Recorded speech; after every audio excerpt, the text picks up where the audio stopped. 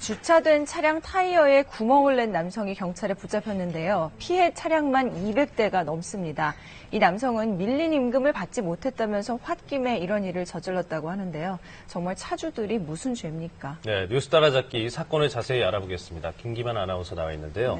네. 일단 피해 차량 소유자들이 남성과는 아무런 관련이 없는 거잖아요. 그렇습니다. 사실 피해자들은 황당할 수밖에 없겠군요. 네, 어느 날 갑자기 전혀 모르는 사람이 나타나서 자신에게 화풀이를 한다면, 그래서 이유도 모른 채 피해를 당한다면 정말 황당하겠죠. 그렇죠. 자, 이른바 분풀이성 범죄라고 하는데요. 자신의 분노를 억제하지 못하고 불특정 다수를 대상으로 범죄를 저지른다는 점에서 그 심각성이 있습니다. 최근 잇따르고 있는 분풀이성 범죄들을 취재했습니다. 지난 24일 서울의 한 건물 주차장입니다. 한 남성이 주위를 살피더니 차량 뒷바퀴에 무언가를 밀어넣는데요. 바로 자리를 뜬 이 남성. 자, 이 아파트 주차장 CCTV에 다시 한번 모습을 드러냈습니다. 주차장 안으로 들어오더니 차량을 옮겨다니며 타이어를 만지고 다니는데요. 바로 송곳으로 타이어에 구멍을 내고 있는 겁니다. 저녁에 그랬다고 하더라고요. 그렇게 바람 빠졌다니까 송곳을 찔러 이렇게 가라앉았죠. 사람들이 오가는 대낮에도 아무런 거리낌 없이 범행을 저지르고 유유히 사라지는 모습. 김모 씨가 소유한 이 차량도 피해를 입었습니다.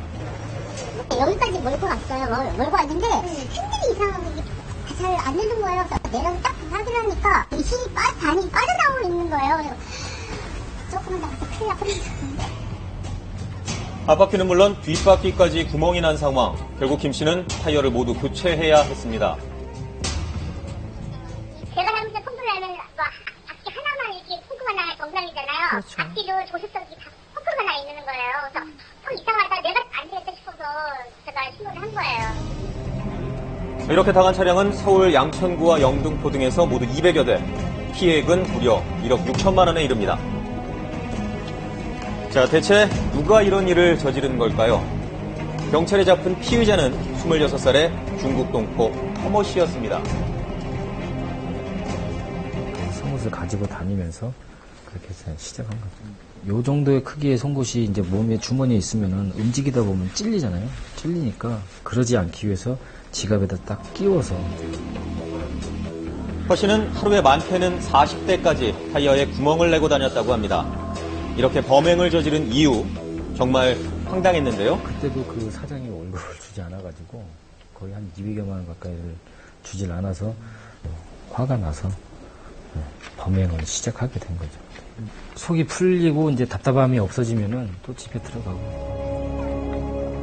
피해자들은 영문도 모른 채 한 번도 본 적이 없는 누군가의 분풀이 대상이 됐던 겁니다. 내가 많이 불쾌했죠. 나하고 아무 연관이 없잖아요. 그런데 이렇게 해코지를 했다는 사실이 조금 저는 기분도 나쁘고. 상당할 관계 없는 사람한테 이게 나한테 그 피해를 주면 안 되지, 이건. 잘못된 거지. 그런가 하면 이런 사건도 있었습니다. 지난달 26일 새벽 서울 은평구의 한 골목길. 한 남성이 어두운 골목 안으로 들어가는데요. 잠시 뒤에 불꽃이 일기 시작합니다. 1시간 뒤 이 남성은 근처 다른 골목에서도 오토바이에 불을 질렀습니다. 자고 있는데 어디는 자고 있고 누가 막 배를 눌러요. 불이 났다고. 그 다음 그 대문에서 이 오토바이를 다 타갖고 이 대문까지 탄 거야. 새벽 1시 반쯤부터 1시간 동안 이 일대를 돌면서 모두 4곳에 불을 낸 방화범. 바로 42살 박모 씨였는데요. 박 씨는 화재 직후 현장 주변을 배회하다가 경찰에 붙잡혔습니다. 단순히 홧김에 연쇄방화를 저지른 것으로 조사 결과 밝혀졌는데요. 가다가 불질만한 장소 있으면 그냥 지른 거예요. 대출 사기 같은 걸 당했어요. 대출 사기를 해서 홧김에 그랬다고 그러는데 황당하고도 사소한 이유에서 시작됐지만 그 피해는 매우 컸습니다. 식당 건물 일부와 승용차 2대, 그리고 또 오토바이 석 대가 불에 타서 불과 1시간 만에 3천만 원의 피해가 난 겁니다. 또 주차돼 있던 승용차가 전소되면서 불길은 주택 외벽과 창문으로 번졌는데요. 진압이 늦어졌다면 자칫 큰 인명피해로 이어질 뻔한 사고였습니다. 그 목재로 된 창틀들이 있었는데 3층까지 반지하에서 3층까지 다 탔습니다. 자칫했으면 큰 불로 이어질 수도 있었죠. 두 사건은 피의자가 개인적인 분노를 참지 못하고 불특정 다수에게 분풀이를 했다는 점에서 그 공통점을 찾을 수 있는데요. 이것이 불특정 다수를 대상으로 공격적 행위를 하기 때문에 예측할 수가 없다는 것이고, 공격성을 표출하더라도 그 내면에 남아있는 분노가 사라지진 않아요. 또 상습적 행동으로 발전할 수 있다는 위험성이 있는 거죠. 이런 분풀이성 범죄 때문에 무고한 사람들이 큰 해를 입은 사건도 있었습니다. 지난달 26일 경기도의 한 카페에 들어온 33살 이모 씨. 다짜고짜 중기를 휘둘러 카페 여사장과 손님 등 3명을 크게 다치게 했습니다. 자신이 찾는 여자친구가 카페에 없자 마침 그 시간에 카페에 있던 사람들에게 분풀이를 한 겁니다. 결국 이 씨와는 전혀 상관이 없는 사람들이 봉변을 당했습니다. 그러는데 들어오자마자 이제 막 그냥 때리고 본 거예요. 나 이제 오늘 죽었구나 이 생각만 딱 들었어요. 전혀 관계가 없는 사람이니까 저희 너무 좀 황당한 거죠.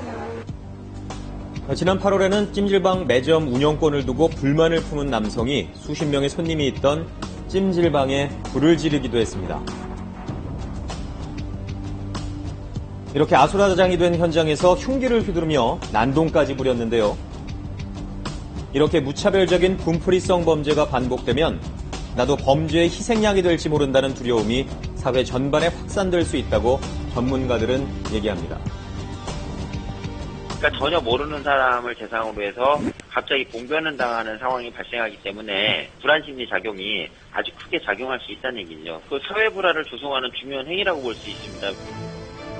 문제는 이런 분풀이 범죄는 사전에 막기가 쉽지 않다는 건데요. 치안 대책을 더욱 강화하고 사회 구성원들의 스트레스와 정신 건강을 관리하는 사회 보건 체계를 구축하는 등 예방을 위한 사회 시스템을 마련하는 게 최선이라고 전문가들은 지적하고 있습니다.